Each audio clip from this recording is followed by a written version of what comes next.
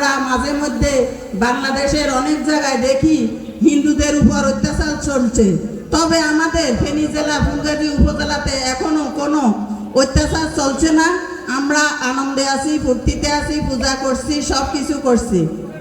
তবে আমাদের মজনু ভাইয়ের কাছে বলবো, আমরা যেন আমাদের হিন্দু ভাই বোনদেরকে নিয়ে খুব সুখে থাকতে পারি, আনন্দে থাকতে পারি, সব কিছু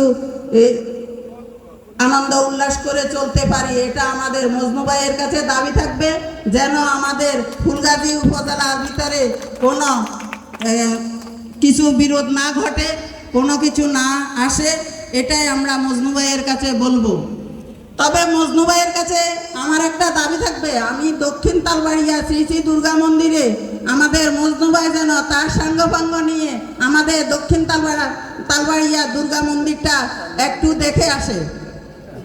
আমদাদাট ইউনিয়নে দক্ষিণ তালবাড়িয়া শ্রী শ্রী দুর্গা মন্দির, আমাদের দুর্গা মন্দিরের রাস্তাটা খুব খারাপ হয়ে গেছে, আমরা চলাফেরা করতে খুব কষ্ট হয়, আমাদের ওখানে গাড়ি যেতে খুব কষ্ট হয়। আমাদের রাস্তাটা যেন মজনু ভাই দেখে আসে।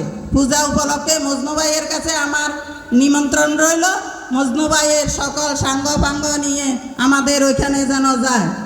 আর মজনু ভাইয়ের কাছে আমার একটা দাবি, আমাদের বিধবা ভাতা, তারপরে বয়স্ক ভাতা, এগুলা যেন আমাদের সকলকে দিয়ে থাকে। আমাদের বিধবারা অনেক কষ্ট করে এবং বয়স্করা অনেক কষ্ট করে, তাদেরকে যেন উনার নিশ্চিতে একটু আনে। এই বলে আমি আমার বক্তব্য এখানে শেষ করছি।